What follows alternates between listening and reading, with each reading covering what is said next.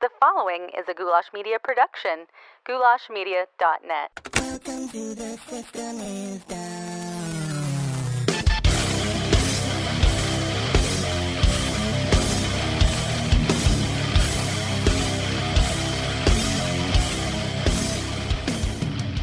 Hello, hello. What's up, Downers? Welcome back to the least comfortable show on the web. The System is Down. It's April 1st. It's April 1st. That means it's April Fool's Day. And what better way to celebrate our annual day of deception than by looking at some American history with history professor C.J. Killmer. If you're new here, welcome. This is the place where we talk about all the uncomfortable topics, the things that trigger you, things like conspiracies, politics, and religion, the things that your family prays don't bring up around the Thanksgiving dinner table, things that need to be discussed. And we do so all with an open, humble, civil mindset. My name's Dan Smots. I'm the host of the show, obviously. And if you're new, go find the person who invited you. Give them a big #MeToo slap on the rear and a kiss on the mouth from you and from me, because I appreciate you being here and you're going to enjoy it, because today's episode is my conversation with, like I said, C.J. Killmer, the host of the podcast Dangerous History, and also a history professor himself at a college university. So we're going to get into that here in just a moment, talking about the Civil War. CJ has done a very, very extensive deep dive into this topic lately, and he's put out this ridiculously long series of episodes of his show just specifically focusing on the American Civil War and all the things that that we've gotten wrong. All the things that history has rewritten and changed over the years, and why, and all sorts of things. So, yeah, we'll get into that here in a moment. But before we do, I got to remind you guys first about the documentary that I'm working on. It is called The Moon, the Myth, the Legend. It is all about the moon landing hoax theories, but more so about culture and our mindset, and why we're so afraid of the idea of our government lying to us about the moon landing, but not about other things. It's also about why we attack each other when somebody disagrees with us. It's all about humility, basically. So I won't rant too much here. I'll talk more about it at the end of the episode. So if you want to check out more about that, you can find it at moonmythlegend.com. Check it out, support it, grab your copy. What's it called? What's the word? Pre-order your copy. Also, the Downers Club is our patron program. Please go sign up. It is what keeps the show going and growing and getting bigger and better every single week, and getting better guests on, like C.J. Killmer, of course. And it's what boosts our street cred. That's what we're all about here, street cred. I mean, it's not a vanity thing. You need street cred. Yeah, you have to have a good product in order for good guests to come on, which means that your investment into the show is only an investment into making your own entertainment, whatever this is, better for you. So you reap the reward of the money that you put into it. You also get bonus episodes of the show every single week. We do extended interviews and a bunch of other stuff. So go check that out and support the show at patreon.com/The System is Down. All right. Let's get into this conversation with C.J. Killmer, talking about the Civil War. The Civil War and all the ways that history has changed over the years. Ladies and gentlemen, let's get weird.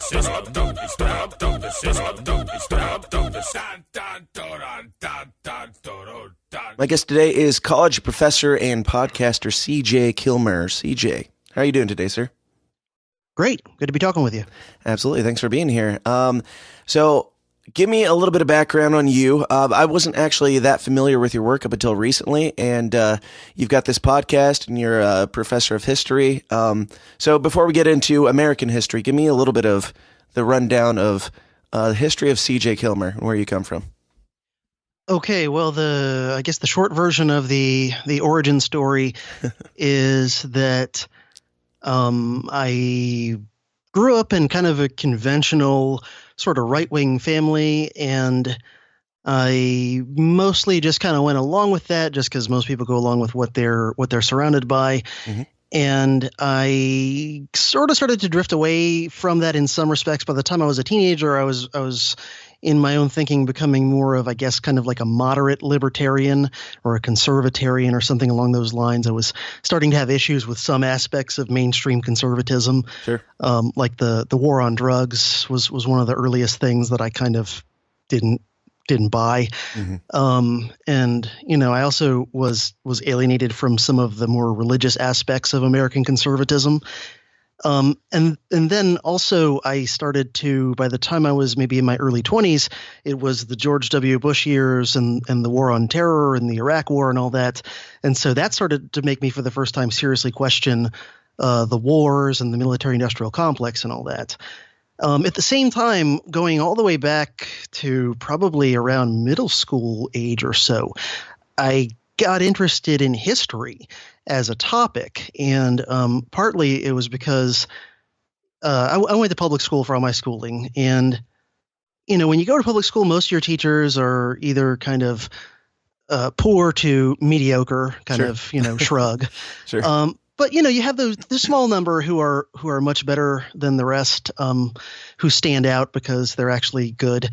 And it just so happened that my best middle school teacher and then again my best high school teacher were both history teachers, and they kind of sparked my interest in the topic. And so even when I was still not yet in college, I was interested in history. Like I was reading history books in my spare time. So when I went to college, I said, all right, I guess I'll do history since I'm interested in it.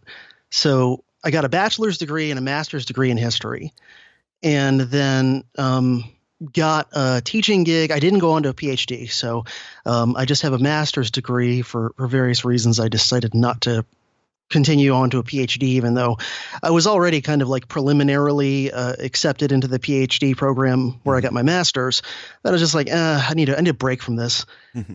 And also I needed to make some money, so I tried to find a place where even with just a master's degree, I could get a full-time teaching gig.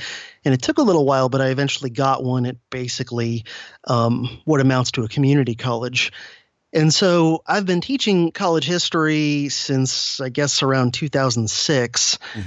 And then, I started listening to podcasts probably around 2009 would be the earliest time I started listening to any podcasts.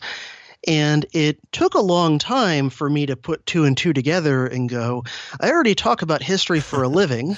Right. And I'm frustrated because I feel like there's so many more topics I want to cover and things I want to get into in a lot more depth than I can in a regular class setting. But eventually I started to, probably by about 2012, I started to at least think about maybe I should do a history podcast of some sort. That'd be kind of cool. And like a lot of people, when you have those ideas, you end up often thinking about them way longer than you really need to.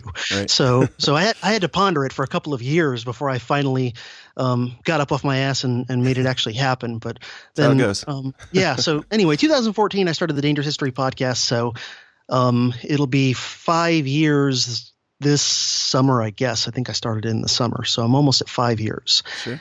And what makes my history podcast unusual, there's a lot of history podcasts out there, some good, some not so good.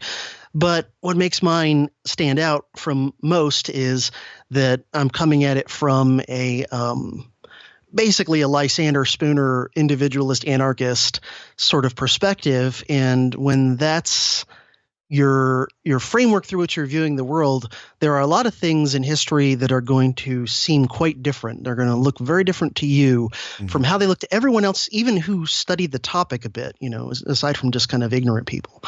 Right. And so it affects obviously just the topics I choose, but it also affects the ways that I cover them, that sort of thing, so my take on something like the Civil War, or my take on something like the American Revolution, or my take on, whatever is going to be way different than most people. Yeah, exactly. Yeah.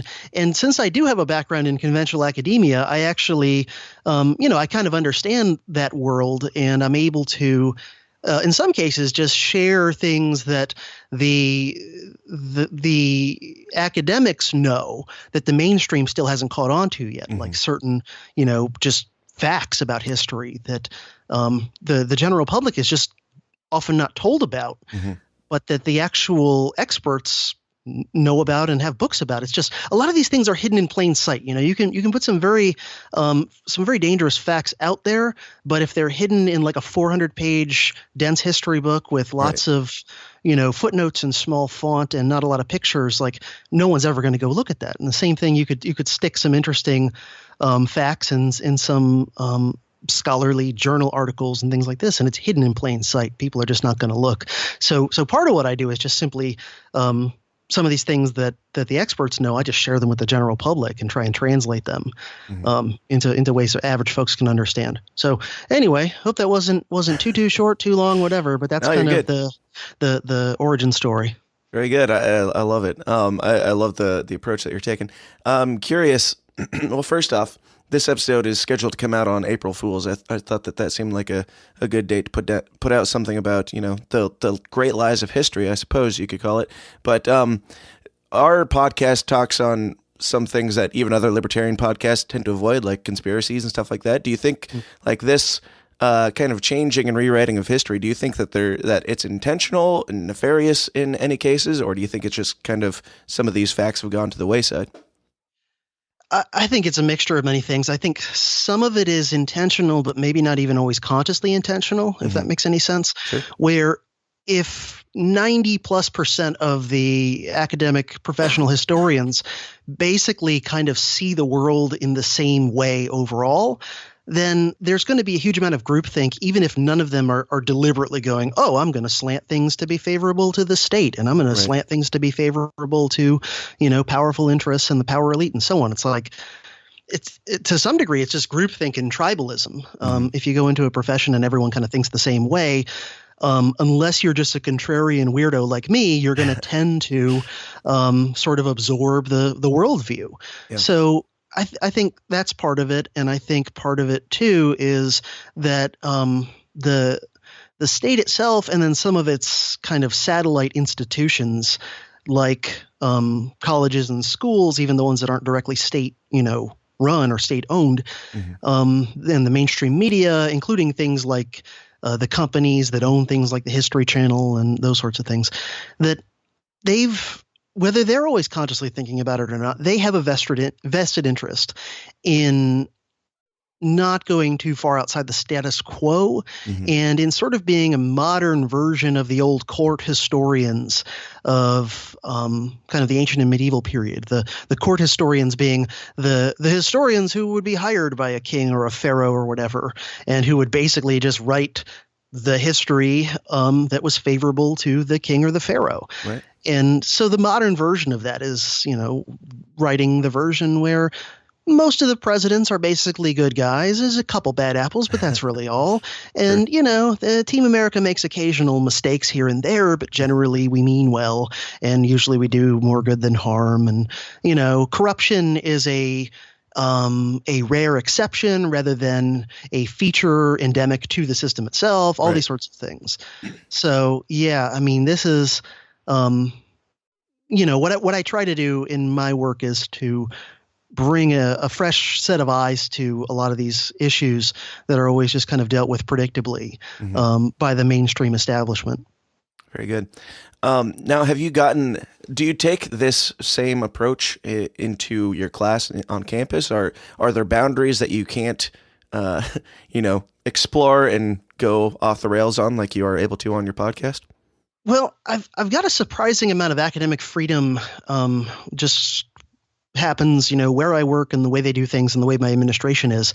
One of the things I can't complain about much in terms of my job is academic freedom. And so I cover things from a pretty radical perspective pretty often. And just to give you a sense, after I cover World War I, which I cover from a very skeptical perspective and a very kind of anti-Woodrow Wilson, anti the idea that America should have gotten involved and all that sort of thing. After I cover World War I, then I typically will have the students read War as a Racket by Smedley Butler, and then we'll have a whole class discussion just going over the arguments he's making in War as a Racket. So that's, way more radical of a thing than you would normally find in a history course, just a basic U.S. history course. When I haven't taught it in a while, but when I used to teach world history, I basically did it with the course theme being the rise of the nation state as a thing from a critical perspective. And typically the first thing I would have students read, just to kind of set the tone, even before we started getting into the historical narrative, I would have them read The Anatomy of the State by Murray Rothbard. So, that kind of gives you a sense. And like I bring up things like COINTELPRO, Operation Northwoods, Nice. The Gulf of Tonkin, Just to whet your palate on some of the crazy shit that nobody knows about. Yeah. And so, I can't drill down because the limitation I have is time. It's, I got these people for 3 hours a week. I've got them for one semester, and I've got to cover 150 years of history or more, depending on the class. And so that's the real limitation, is just like I can't do something where I just go for 10 hours on Woodrow Wilson and why he's so horrible. Sure. So that's the purpose that my podcast serves for me. One of the purposes is it's sort of like a creative outlet that allows me to all this other stuff that I know that I can't share in class just because of the limitations of time and space. I can just do whatever I want in my podcast. Very cool. Yeah, and to say the least, you're working on this 15-part, or you released this 15-part series just on the Civil War alone, which is fascinating, and I've barely even begun to dig into it. Tell me a little bit about that and what led up to this gigantic undertaking, and how you could possibly make a 15-part series out of a Civil War thing that we were taught in about a half hour in school, in public school, what the Civil War was. Yeah. Well, it was something I was thinking about doing for a long time, and I had even started researching on it for a long time before I released the first one. And the episodes were released over the course of about 2 years. So these were spread out. It was a non-consecutive thing. I did other episodes on other topics every now and then just to break things up, because I got burnt out on the Civil War a few times. But it's in many ways the biggest event in American history in the popular mind. It's one of the more popular subjects in American history. If you go to a brick and mortar bookstore that has a decent history section, very often, at least if you're in the United States, there'll be more books on the Civil War than on any other specific historical topic, other than maybe sometimes World War II, and then Civil War will be second place. But so my audience is, last time I checked my download stats, my audience is global, but over 80% are United States. So I knew it would be a topic my audience would be interested in. I knew it would be something that would be popular, and I knew it would be something where I would be able to provide a different take and a different view on it than they would find virtually anywhere else. So that's what led me to start it. Now, when I started it, I had no idea how big it would turn as far as how many hours and how many episodes. I think I had something more in mind of like what I had done with the American Revolution, which was only, I think, in the second year of the podcast. And at that time I was doing shorter episodes more frequently than I do now typically. And so I covered that in, I don't know, I want to say maybe 6 or 7 episodes, and most of them were like not much more than an hour a piece. Sure. And so that's kind of, I guess, where my mind was on the Civil War. But as soon as I started digging into it, it kind of took on a life of its own and got way longer and more dense and more detailed. And part of this is just simply because the Civil War is such a popular historical topic, there's just so many books and articles out there. And every time I'd find one new book that I had to read, and then in the footnotes, I'd be tipped off to another 5 books and another 5 articles, and I'd have to go track those down and just follow the thread where it went. And there's so many, subtopics and aspects of this war that can be dug into. It really kind of turned into this giant project and ended up being 28 hours altogether. And by the time I was done, I had 300 pages of notes that I had used. And plus, on top of that, I also made some bonus episodes for my financial supporting listeners on Patreon and Subscribestar. And I'm still making 1 or 2 of those related to the Civil War, even right now with the series being over. So, it turned into a giant undertaking. And it's one of those things, it's probably similar to the way someone feels when they've written a long book that they've worked on for many years, where when you're done, you're really glad it's done. Right. and you have a great sense of accomplishment. I'm proud of how it turned out. I'm proud of the work I did. But at the same time, by the time it was over, I was like, oh, I'm so glad this is done. There were times along the way. Yeah, there were times along the way where I thought, like, this is never going to get done. Right. Or where, like I said, I had to take a break for a month or two and just do a couple other shows on other topics just to clear my head a little bit. But yeah, I'm proud of it now. Awesome. Yeah, I look forward to digging into it myself. Now, I've heard you talk on a couple other podcasts as a guest, and there's a lot of libertarian guys like Mance Rayder and Lions of Liberty and stuff like that, where they've got very specific things that they want to ask about, but I'm what many would call not smart. So especially when it comes to history, this whole podcast is just my exploration, trying to, explore things in the world and learn. So just kind of the more broad overview of the main things that we've gotten wrong. Obviously, we're barely going to even scratch the surface since you've already done, your 15 episode podcast series. But I mean, from my perspective, in my public school education, the Civil War was the barbaric racist hillbillies had slaves, and the God-sent Northerners brought in golden boy of freedom fighter Abraham Lincoln to go to war, fight, and poof, slaves were freed, and go Lincoln, all that stuff. What are some of the main things in this narrative that we've been told that are completely incorrect? Well, my take on it ultimately is one that kind of is going to alienate anyone who is a cheerleader for either side in this war. Sure. So there's the mainstream view, which you just described, is that the Union's war was, pure good and noble from their side, and that it was just about freeing the slaves from their perspective, what they were fighting for, and that's all that mattered. And the problem with that is that almost nobody in the Union side of any prominence, of any level of power or authority, was saying that at all for at least the first half of the war. In fact, Lincoln himself, on multiple occasions, insisted that he was not fighting this war to free the slaves, right, and that, in fact, all he was really fighting to do was to, quote unquote, preserve the Union, which, essentially means holding a part of the country within the country that no longer wants to be within the country. Sure. And so if you go back and you look at, for example, Lincoln's first inaugural address, his exchange of letters with newspaper editor Horace Greeley in 1862, I think, and various other pronouncements by him, there's every reason to believe that if the seceding states had either surrendered or been conquered relatively quickly, if the South had lost the war definitely within the first year and probably within the first 2 years of the conflict, that few or no slaves in the seceded states would have been emancipated. That Lincoln insisted and was on the record, and Congress passed resolutions affirming that this idea in the first half of the war, that this was not a war to free slaves. And, part of why the Union government was saying that was that there were some slave states that were still in the Union, like Missouri, Kentucky, Maryland, Delaware, maybe one more I'm forgetting.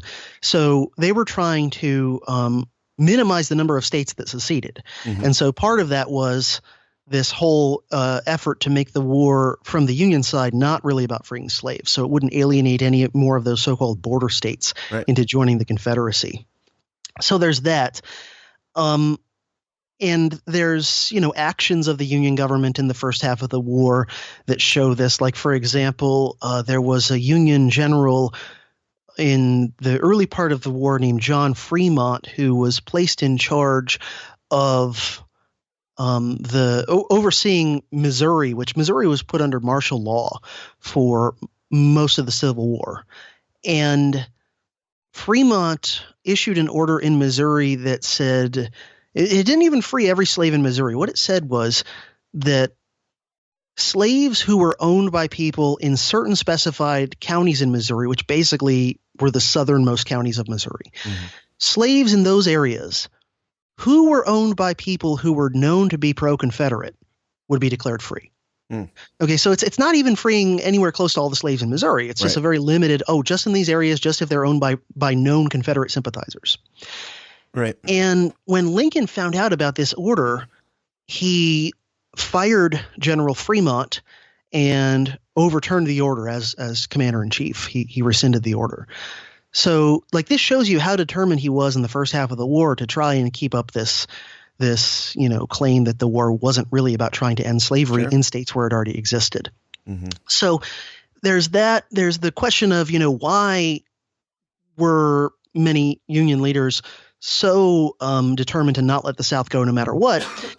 And on that front, there's a lot of economic motivations and political motivations, which some of which only have tangentially to do with slavery. Like Lincoln and the Republicans at the time, they were split on the issue of slavery, the Republican Party of the 1850s and of the Civil War. Lincoln was part of the moderate faction that was only moderately anti-slavery. The real radical abolitionist types often were annoyed with Lincoln and frustrated with Lincoln because he spent so much time not taking moves against slavery. Mm-hmm. And the more moderate wing of the party, which Lincoln represented, their real line on slavery was, we think it's wrong on some abstract level. We want it to go away eventually, but we're not in a hurry to get rid of it where it already exists anytime soon. Mm-hmm. But the one place where the Lincoln faction, the moderate faction, did draw a strong line was they said, we don't want slavery spreading into new territories out west. And at least part of the reason for that, for many of them, had more to do with politics than with slavery itself, because they knew that any place that slavery was transplanted to would probably develop economically and politically in a way similar to the rest of the South. And one aspect of this would be they'd be more likely to oppose a lot of the Republican economic policies of the time, things like high protective tariffs, big subsidies to railroad builders, and things like a national bank. Mm-hmm. And so even for Northern politicians who didn't care that much about slavery, whether or not it existed in the South, they still might have had a vested interest in preventing the spread of slavery because it meant that the Western states would be more likely to agree with the Republicans on these sorts of economic policies.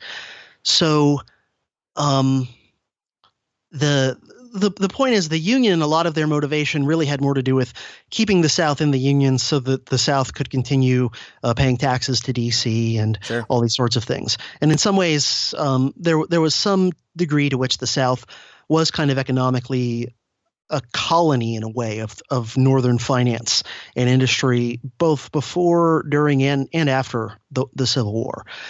Now, on the Confederate side, see, there's some people who learned that part, what I just went over, that there's all these, more sometimes nefarious or at least less noble and less Sure. altruistic and righteous aspects to the Union's willingness to use war to prevent the South from leaving.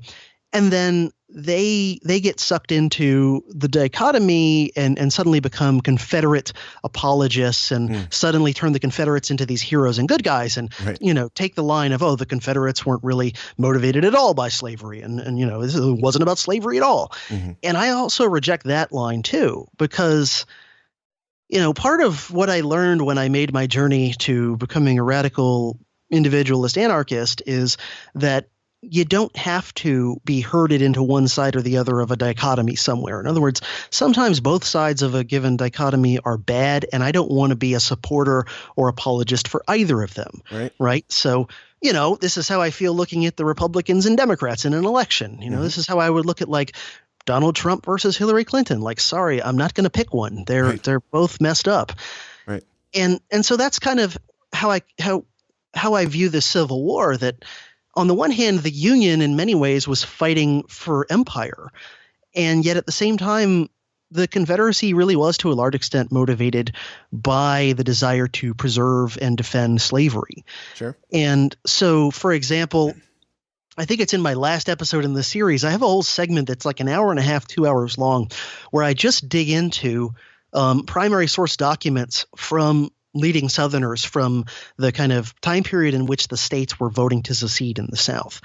And basically leading Southerners, and here I'm talking about political leaders, kind of media figures and intellectual leaders, and even theological leaders, like some of the leading ministers and theologians in the South. Yeah.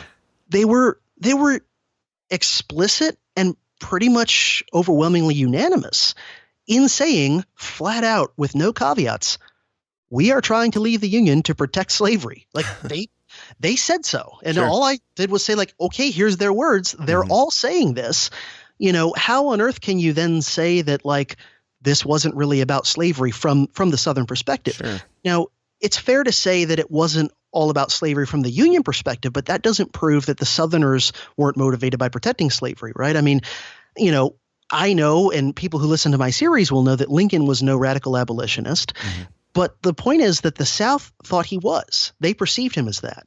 And so the South saw it as, this guy is, a sympathizer with John Brown. This guy, don't believe his words when he says he doesn't want to mess with slavery where it already exists. He really does, and his party does. We can't trust him. So if we want to protect our institution, we have to leave.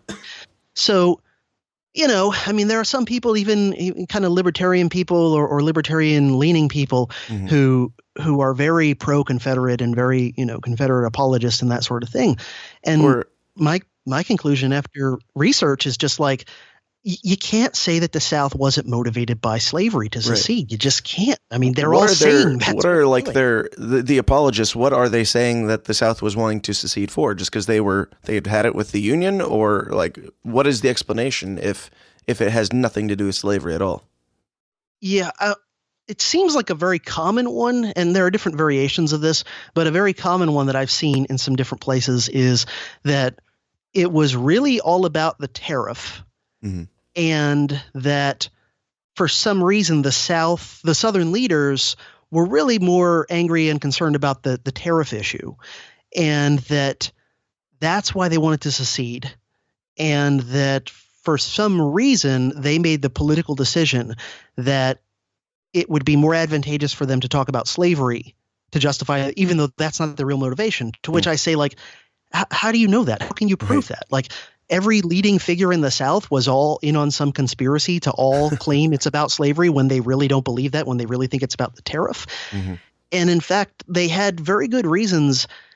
If leading Southerners actually believed that they were not seceding because of slavery and it was just about things like the tariff, then there were very good reasons why they should have said this very loudly. Because if they were saying and insisting, well, this isn't really about slavery at all, it's just about taxes and whatever else, the central bank or railroad subsidies or who knows. Mm-hmm. If that's all that's motivating them and they said so, first off, they would have had a lot more sympathizers and friends in the North, because there were plenty of people in the North who also didn't agree with the Republicans on taxes and banking and whatever. Right. And also, it would have gained the Confederacy much more European support, in particular the British, who never pulled the trigger throughout the war on recognizing the Confederacy and giving them any significant aid. They gave them a little bit of covert help here and there, but and the main reason that the British government never pulled the trigger on supporting the Confederacy outright was the slavery issue, because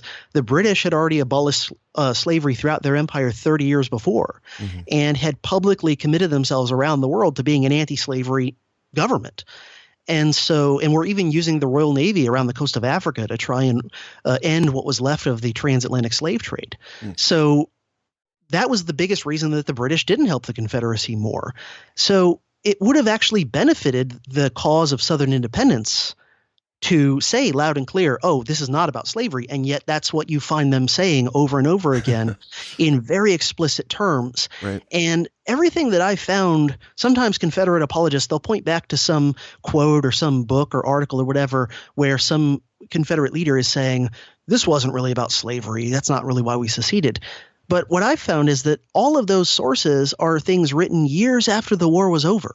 Right. After the South had lost, when they were trying to basically propagate the what's it called? The lost cause mythology. Right. When they were trying to propagate the narrative that in fact their cause was noble and all this, and they're trying to basically, they lost the war. They're trying to kind of win the peace or win the narrative at that point. Mm-hmm. But you can't find those people saying that before and during the war, mm-hmm. only after. So I think it's pretty clear what's going on. Yeah, For sure.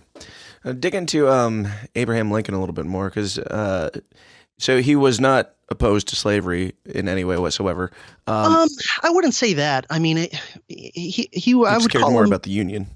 Yeah, in terms of his motivation to go to war to prevent Southern independence, yeah, he was more concerned about that. He was very much a nationalist, very much a guy who believed that a large consolidated country was kind of its own justification, and certainly didn't want the Southern states to be outside of the Union's tax system for sure. I wouldn't say that. I don't think there's any reason to say that he was totally unopposed to slavery. He does have a track record of saying in various ways that he was opposed to slavery, and certainly that he wanted it to not spread out west. Sure. But he was a politician, and he was trying to take a middle of the road approach. And with Lincoln, because he was such a slick politician, you're often left wondering what he really believed, and it's ultimately impossible to know.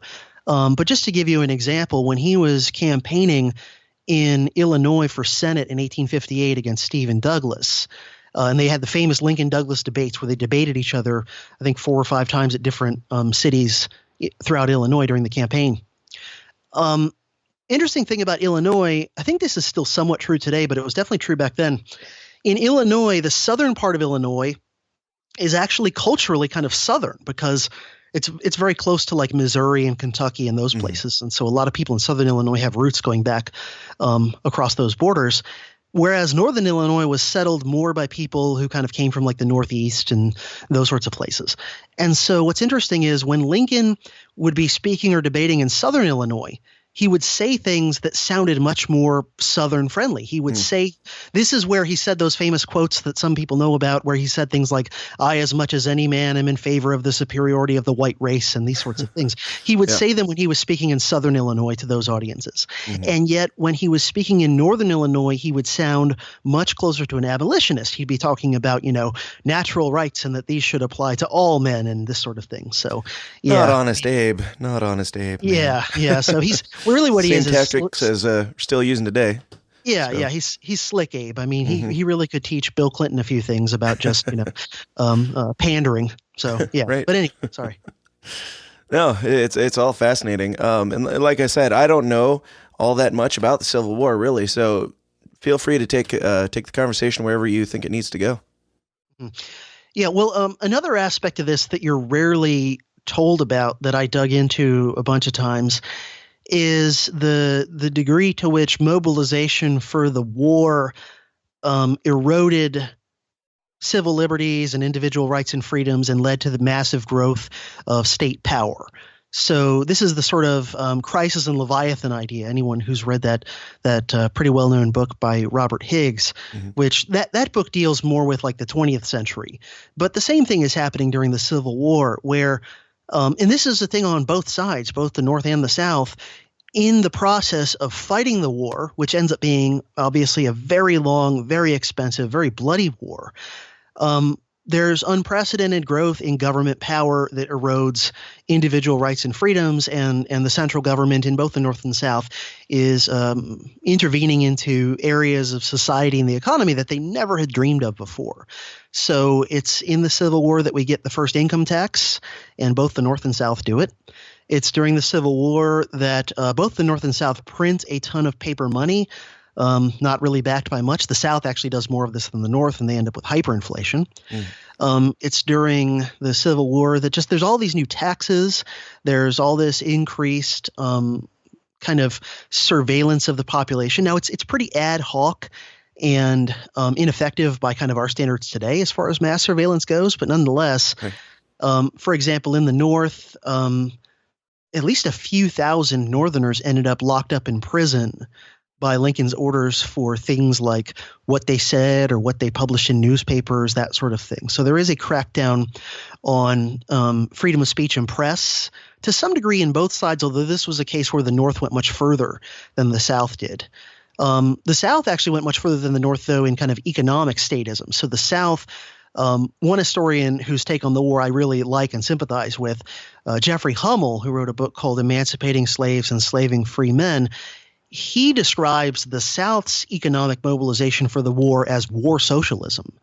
And I think he's right, because the South did even more kind of direct just government takeover of certain industries and factories, and just like flat out the Confederate government is running its own factories to produce, military supplies and uniforms and all this. And because the Confederacy printed too much paper money and they had hyperinflation, they then had to eventually resort to taxation in kind of their population, which meant, in other words, they printed so much of their own paper money and it became so worthless that then the Confederate government didn't even want to collect their worthless paper money in taxes. They were like, "What's the point? This is toilet paper. We've got plenty of paper around here. Just keep it." Yeah, exactly. So they did what governments will often do when there's hyperinflation, which is they then say, "Well, now you have to pay your taxes in valuable commodities." So now they're coming around, confiscating some of your crops or whatever it is as your tax bill. Both sides also instituted military conscription during the war. And this was also another first. This was the first time that there had actually been kind of national level military conscription in the United States. The Confederacy actually started doing it a little bit earlier than the Union did. And over the course of the war, a greater proportion of the Confederate soldiers were conscripts than was the case for Union soldiers. And so that was a new thing. The only thing they had done before that in a couple of previous wars and war scares was they sometimes would mobilize the state militia and maybe put it under federal control temporarily for dealing with some Indian wars or during the War of 1812 or whatever it was. Mm-hmm. But this is the first time we really had kind of like national level military draft going on. So, in both sides, it was a massive growth period for just, state power in a proportional eroding of individual rights and liberties and that sort of thing. And it did scale back somewhat in the aftermath of the war. A lot of things went away, at least temporarily. The income tax was phased out, I think, by the 1870s. And a lot of other aspects. The paper greenback dollars of the Union were eventually phased out, and the gold standard was restored, at least for a while. So, some of the statism was rolled back after the war, but a lot of it wasn't rolled back, the classic ratchet effect. A lot of it wasn't rolled back to what it had been previous. And in people's minds, the precedents had been set like that, right. The government in an emergency can do these sorts of things. So, by the time you get to World War I, there still were people alive who had lived through the Civil War and had that memory. And even the people who hadn't lived through the war, they had learned the history of the Civil War in school. And so, they had less of a problem. Each crisis, the government is starting from a bigger starting point in size and power, and then uses the precedents of the previous crisis to, learn from and build on. And so, for example, something I'm researching right now, because I'm doing a series on Woodrow Wilson in the near future, is the mobilization for World War I. And in fact, Wilson's Secretary of War, who was a guy named Newton Baker, he went and studied Lincoln's military conscription program to try to learn from it and improve upon it and figure out a way to make it more effective and less controversial. And he was pretty successful at that. The Union military conscription during the Civil War was very controversial and sparked a lot of resistance, including even draft riots against conscription, the biggest being in New York. Unfortunately, the draft rioters in New York City in 1863, they mostly vented their frustrations on the black population of New York City rather than against the actual U.S. government authorities. I guess that was an easier target than going after the U.S. government. So kind of scapegoating. Well, like there was a lot of violence in these draft riots in New York City during the Civil War.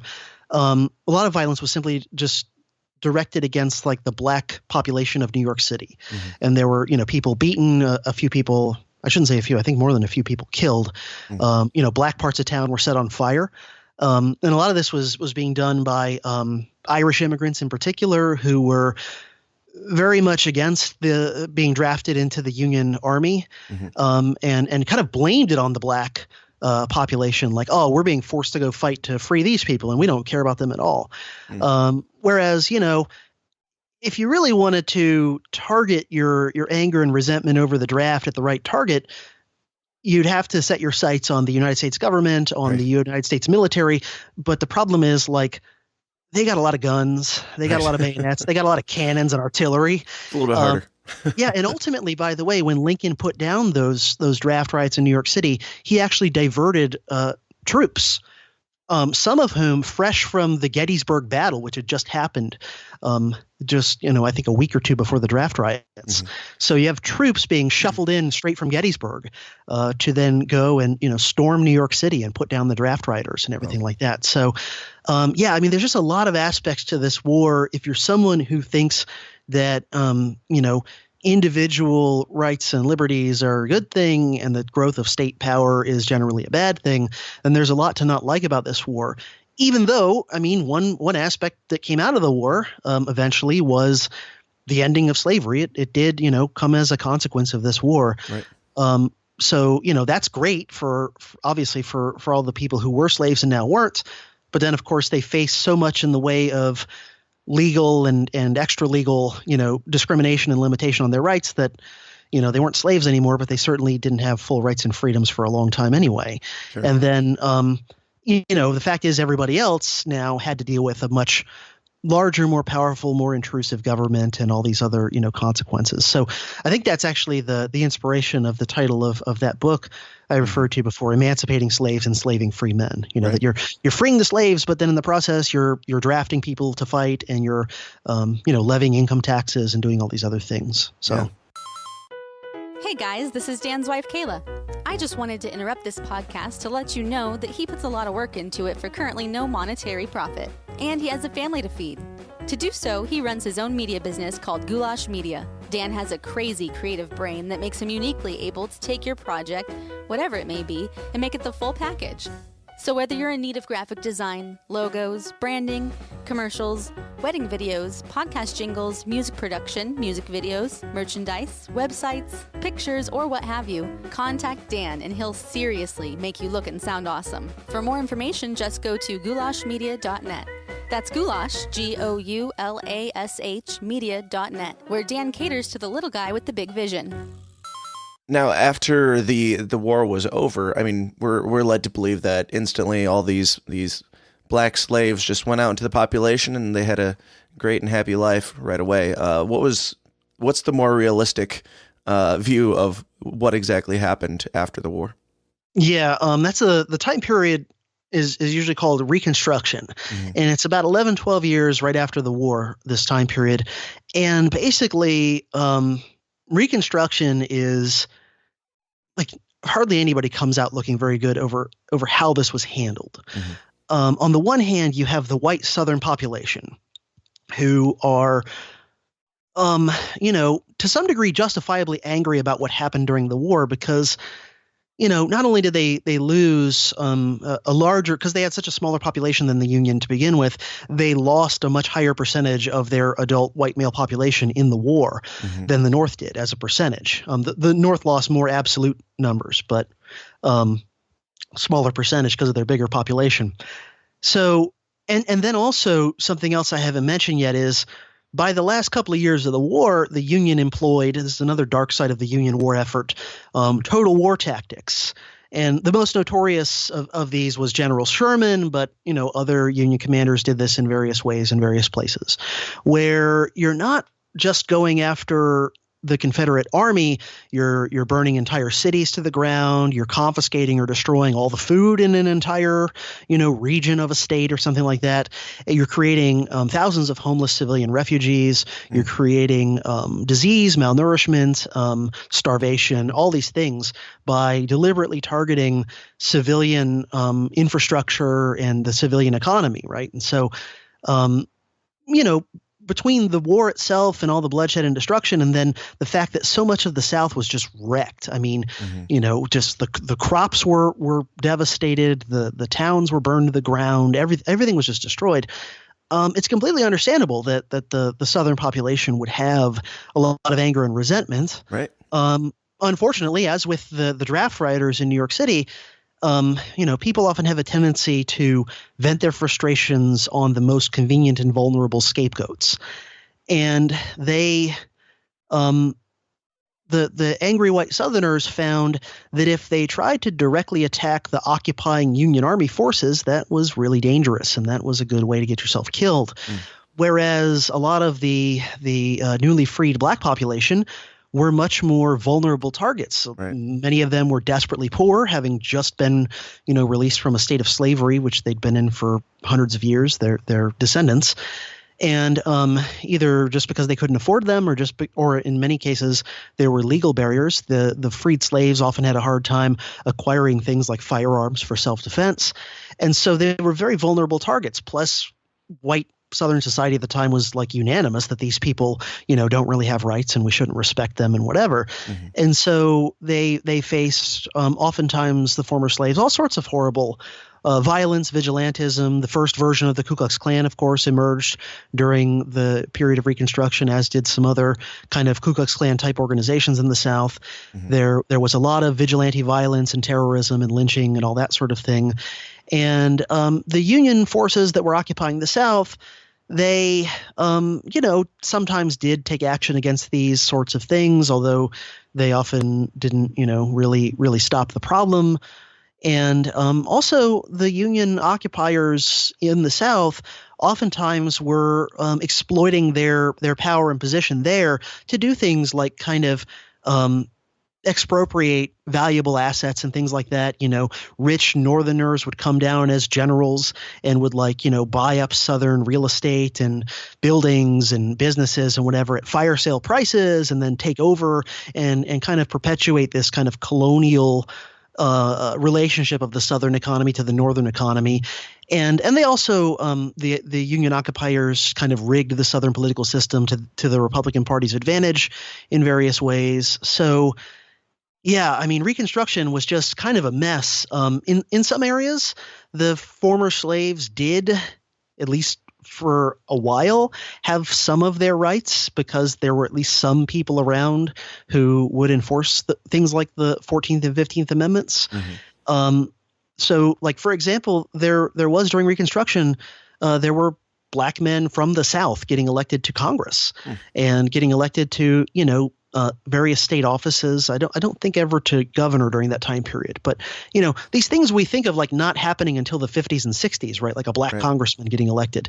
Those actually happened in the 1860s and 70s. But then the plug got pulled on Reconstruction in 1876 as part of a political deal to get Rutherford B. Hayes into the White House. And so at that point, that's when the Union troops were pulled out of the South. And once that happened, anyone in the South who had any interest at all in protecting the rights of the former slaves was pretty much gone. And very quickly, the Southern states write new state constitutions for themselves. And these, written in like the 1880s usually, are the state constitutions that put in place poll taxes, rigged literacy tests, all these other kinds of things to prevent black people from voting, even though black men constitutionally should have had the right to vote. Right. And then that, obviously continues until the civil rights era. And during that time, of course, too, like, black men were denied a lot of the basic rights of like due process and like, the right to be on juries and all these sorts of things that at least give you a little bit of a foothold in maybe trying to prevent the worst aspects of being, basically just persecuted by the authorities for being the wrong race. Yeah. crazy stuff, man. I'm curious, I know we got to wrap up here shortly. I want to touch on a little bit on modern day times, because there are people that are calling this like civil unrest or the next civil war or something, just the division between left and right and all that stuff. I'm curious as to your take on that, but if there's anything else that you think needs to be thrown out there about the Civil War before we get into that, feel free to. One other theme that I got into a lot, and I was inspired by a book I came across that I thought was excellent, called Upon the Altar of the Nation by an historian named Harry Stout. It's a book that I referred to a lot in the series. Is that the Civil War was a major, probably the most important thing in really creating what we think of as the American civil religion. This thing we have that a lot of countries have to some degree, but America's is like very pronounced and very its adherents are very, very aggressive and will sometimes threaten or use violence against people who, don't stand for the anthem and, all these sorts of things, don't say the pledge. And that a lot of this civil religion can be traced really back to the Civil War. And that this is a major legacy of the war, too, that I hadn't really thought about until I read that book by Harry Stout. And if you think about a lot of like the ultra-nationalism and the way that people treat various symbols and rituals in these religious magical ways, the way they treat a Memorial Day ceremony or the way they treat saying the Pledge of Allegiance or singing the national anthem, where it's like you have to stand like this and you have to do like that. And like there's all these magical gestures and there's various micromanaging rules about headgear, like, well, if the anthem goes, then you have to take your hat off. Unless you're a woman, then you don't. I mean, these are all the types of pageantry and rituals and whatever that we normally associate with organized religion, right? And yet it's grafted onto our political worship.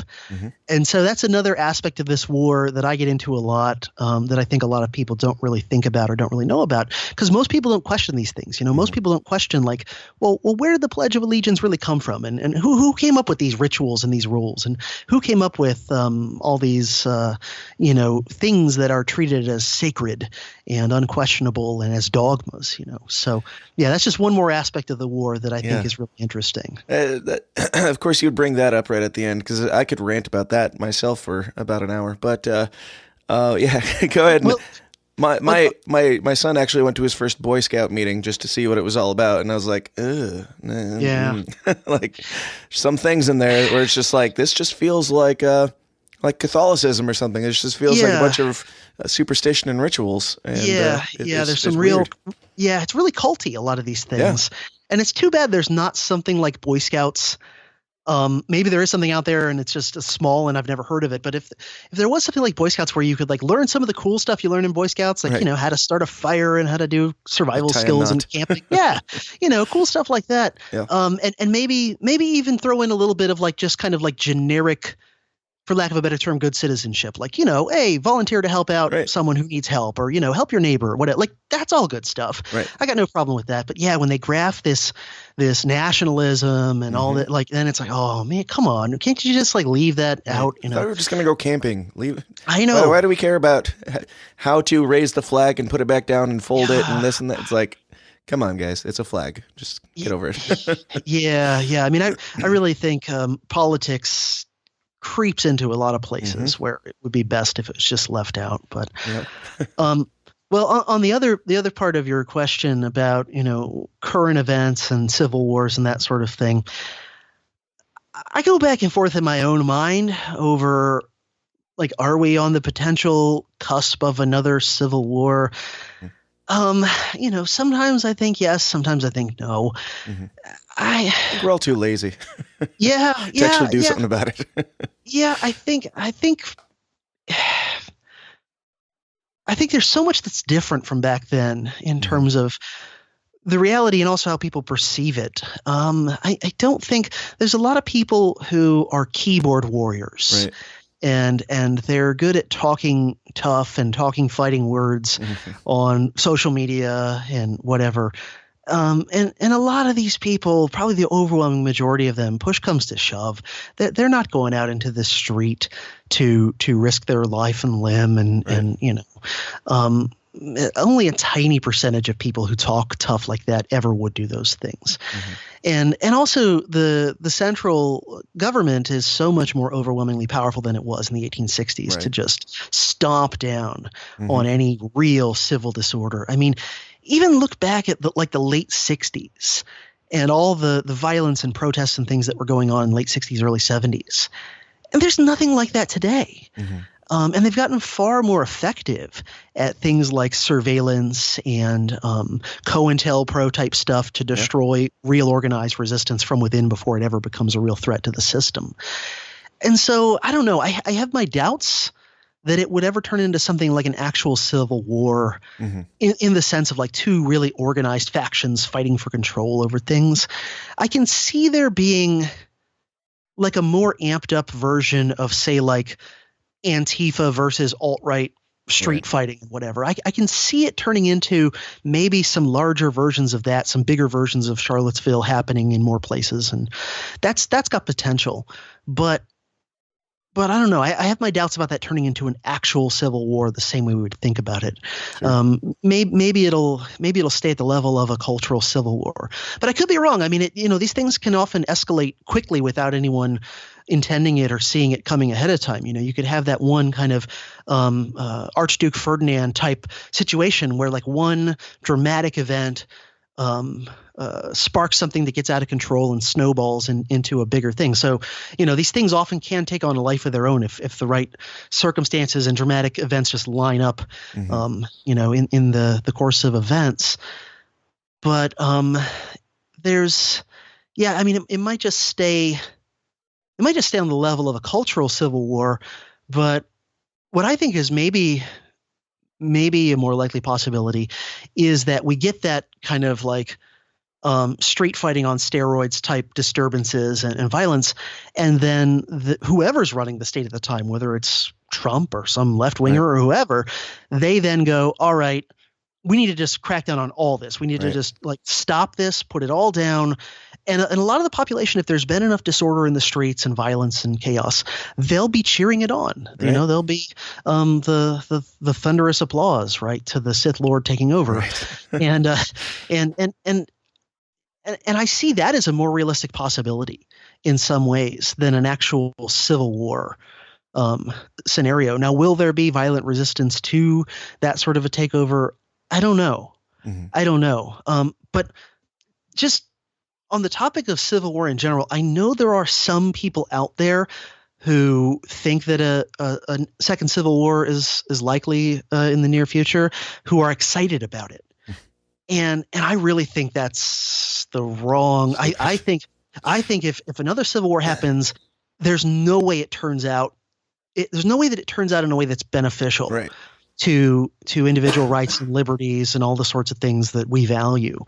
There's just not. I mean, regardless of who wins, because these sorts of things always lead to greater power of authority and more erosion of individual rights and freedoms. So even if the side that somebody thinks is the more freedom-friendly side wins, I don't see that really being a victory in the long run for freedom. So to me, it's one of the worst-case scenarios in a lot of ways. Yeah, I couldn't agree more. So that's why we're here, to have these uncomfortable conversations and change the world for the better and keep people from shouting each other down. What's that? It's definitely a better alternative to actual war. I would agree, but there are those. But CJ, go ahead and tell everybody where they can find out all about you, your show, maybe your class, and the series that you've put together that covers all of this stuff in way more in-depth manner. Okay, well, the place to go to find out all about my work and what I've been up to is dangeroushistorypodcast.com.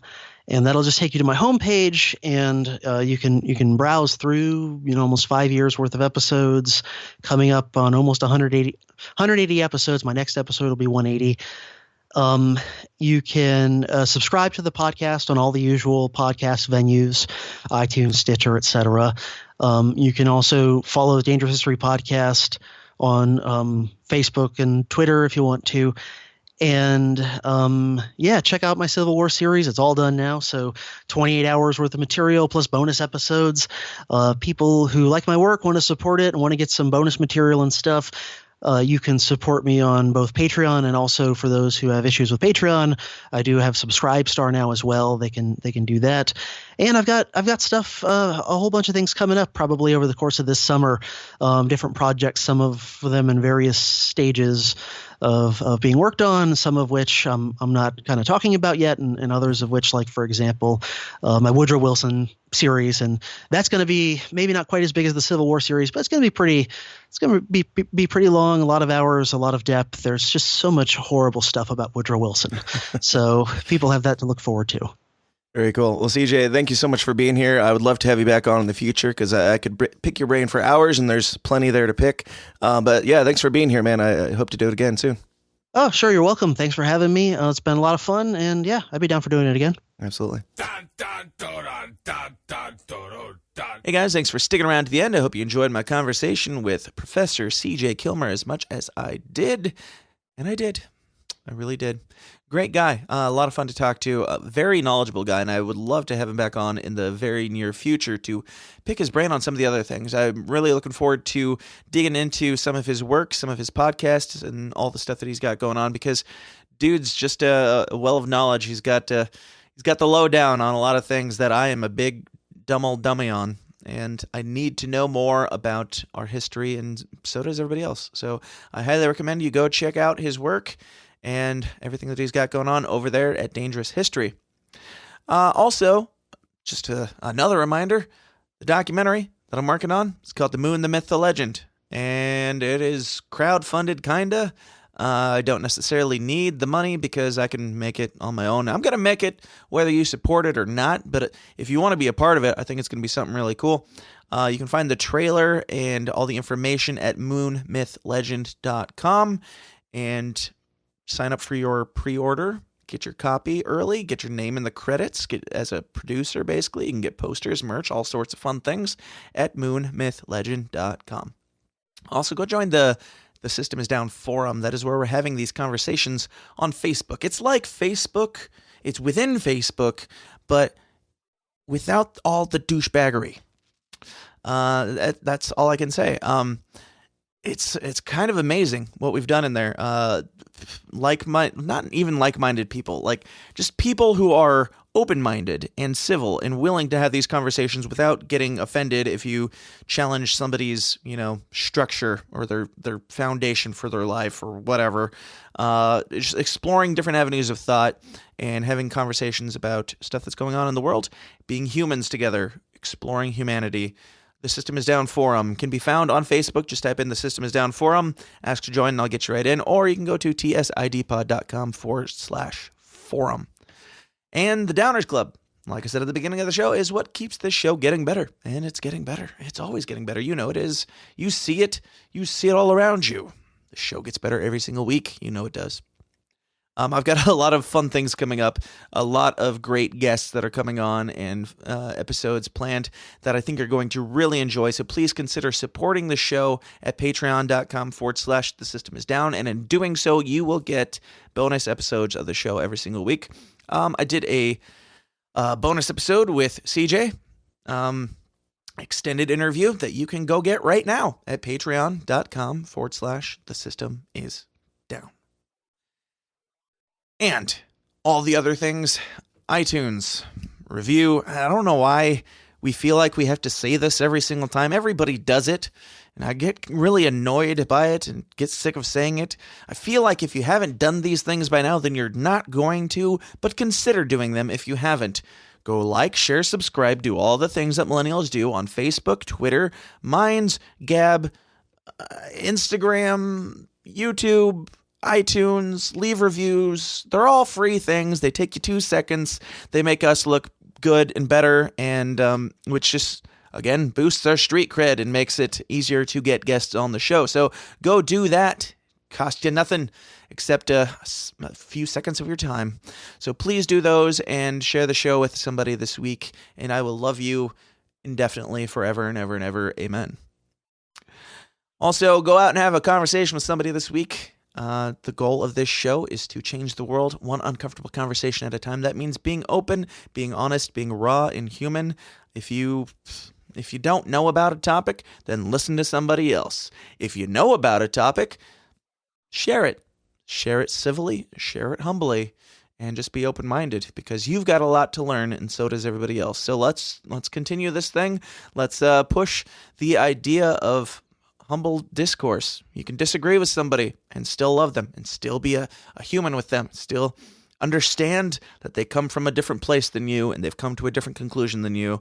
They might actually know more than you. So keep an open mind out there and be safe in your in your travels. I don't know. I don't even know what I'm talking about anymore. But thank you guys so much for listening. I really appreciate it. I appreciate you tuning in every single week. Next week, we're doing tripartisan triggering again, where I have a Republican, a Democrat, and a Libertarian on to discuss a topic and do so in a civil manner. There's never name-calling. There's much more yucks than name-calling. There's a lot of laughter and a lot of just humanity together. And three people that have completely, well, not even completely, but differing political views. They're not each other's enemies. That's the point. So check that out. We're going to be discussing... Mark Claire is going to be defending the ideas of libertarianism and debating libertarianism with Ryan and John in the tripartisan triggering episode. So check that out next Monday morning. And I think that's it. I think that's it for today. Thank you for being here. I love you.